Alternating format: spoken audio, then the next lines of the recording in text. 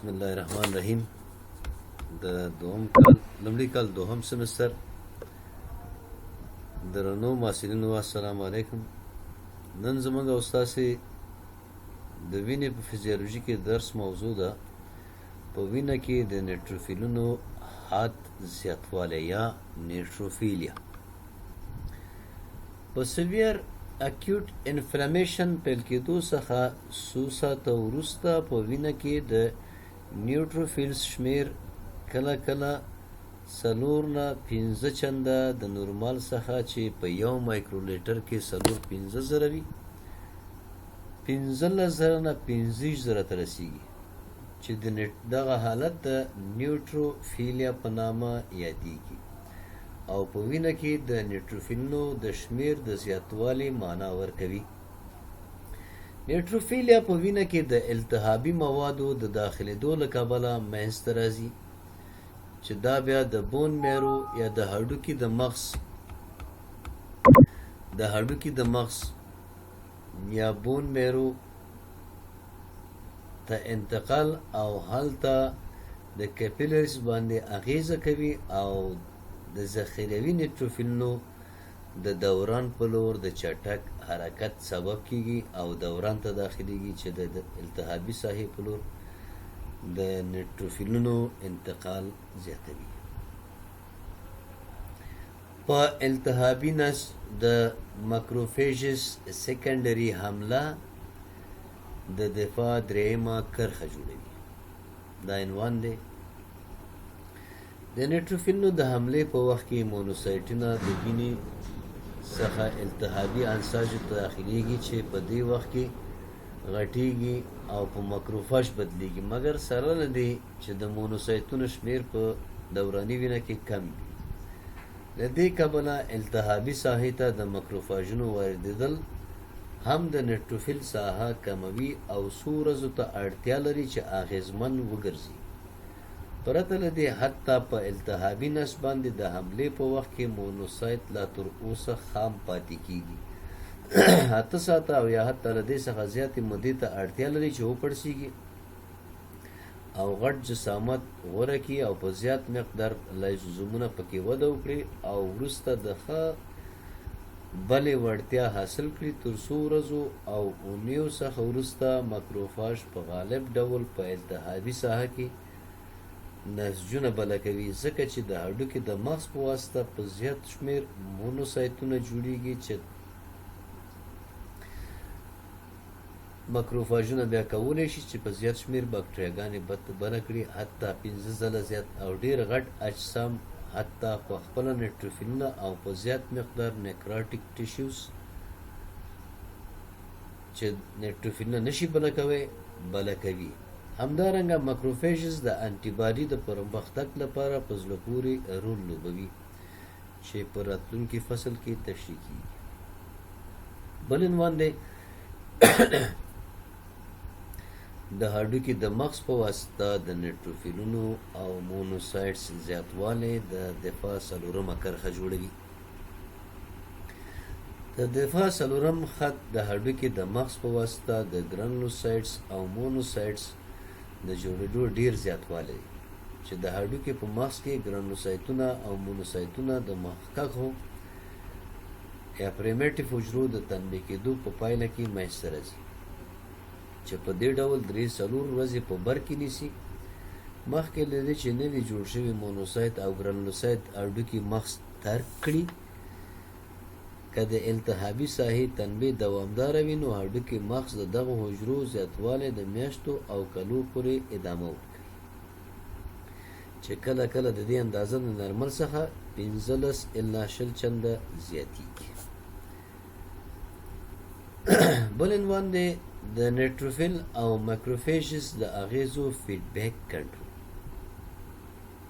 سره له دې چې د 2 څخه زیات درجن فکتورونه د نیټروفیل او ماکروفاج په کنټرول کې داخل دي چې له دې څخه 15 ښه پیژندل شوي دي چې دا عبارت دي له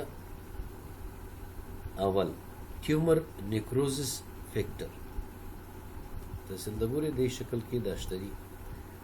دوم انټرلوکین 1 دا ټي ان اف چې د ټیومر نیکروزس فیکٹر آیل 1 چې دی انټرلوکین 1 دا بل چې دی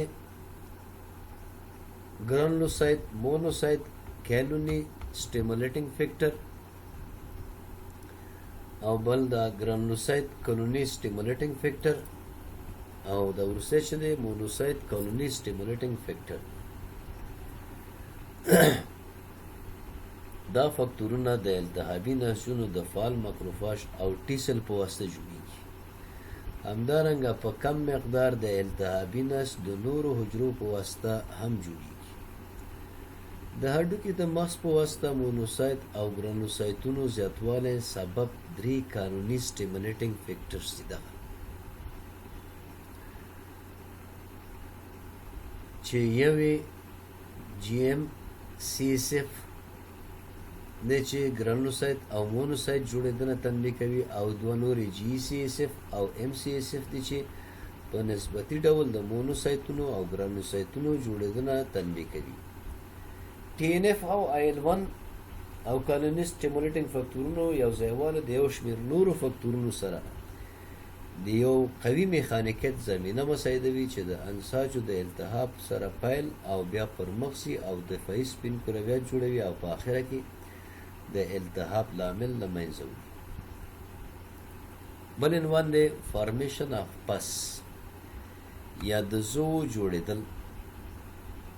ډاکټر صاحبانو کله چې نیوټروفیل او ماکروفاج حجرې په زیات شمېر بکټریاګانې او مړه انساج په بر کې ونیسي په اساسي ډول ټول نیوټروفیل او په زیاته اندازه مګر نه ټول ماکروفاجونه په آخره کې مړه کیږي. څو ورځې وروسته التهابي ناحکې یو کیویټي یا جوف کې نیل کیږي چې په دې کې د نیکراټیک ټیشوز یا مړه انساجو مختلفې برخې، مړه ماکروفیجز، مړه نیوټروفیلونه او ټیشو فلویډز جوس یا د نزیو مایع د وسارې جوس جوړېدل چې په مجموعي ډول دا ټول د زو په نامه پیژندل کیږي. کله چې انفیکشن خاموش شي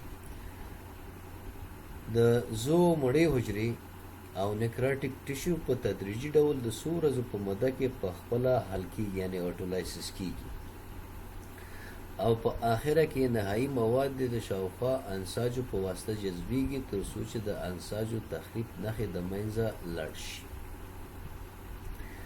په التهابي ناحیه کې د ماکروفاج حجرو څخه د مختلف نشونمایي فکتورونو په ځواب کې د هډوکي مغز په واسطه د نیوټروفیلونو او مونوسایت ماکروفاجونو کنټرول ټي ان اف یعنې ټي ان اف نوموړی نیکروزي فکتور جی ایم سی اس اف انټرلوکین 1 یعنې د ګرانوسایتونو او کالونیګانې تنبیه کوي. جی سی اس اف یعنی ګرانوسایت کالوني تنبیه کوي کوونکی فکتور. ام سی اس اف یعنی مونوسایت کالوني تنبیه کوونکی فکتور دی. بل عنوان دی د ایزونوفیل حجرې یا ایزونوفیلز. ایزونوفیل په نورمال ډول د ټولو سپینو کرویاتو 2% جوړوي. ایزونوفیل ضعیف حجرې دي او دا حجرې کیموټاکسس ښیي مګر د نیوټروفیل سره د تفریق له کبله د ایزونوفیل حجرو غوره رول په مروجه انفیکشنز کې مشکوک دی.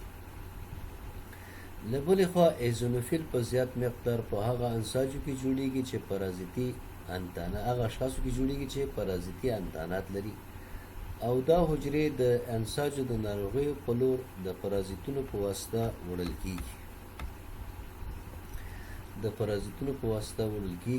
سره له دې چې اکثره پرازیتونه د ایزونوفیل او نورو حجرو د بله کېدو لپاره غټ دي مګر سره له دې هم ایزونوفیل د سطحي مالیکولونو لارې پرازیتونو پورې نښلي او ځینې مواد افرازوي چې د هغوی څخه د ځینو د مرګ سبب کیږي.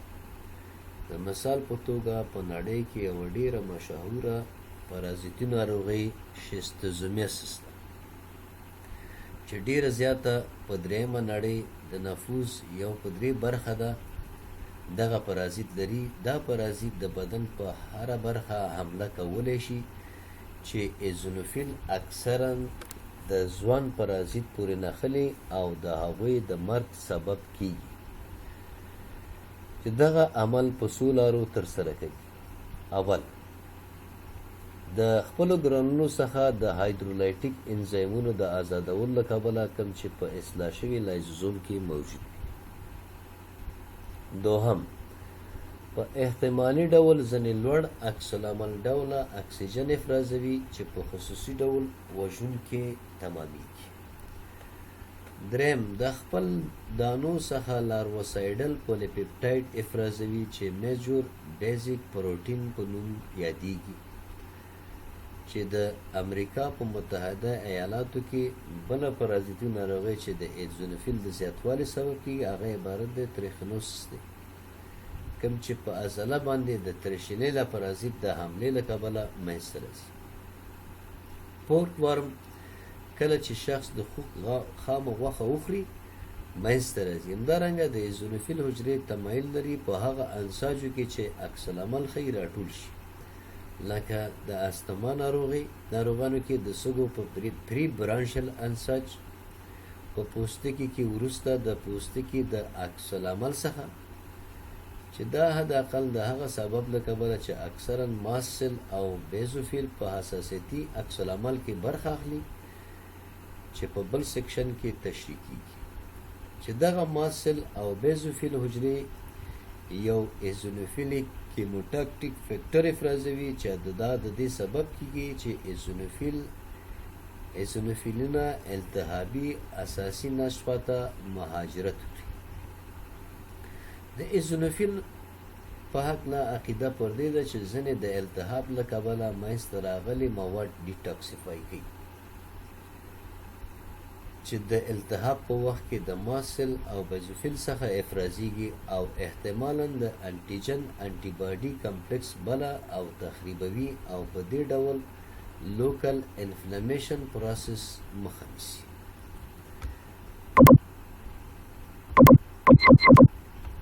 دا اوس تاسې درس کامیاب اوسئ.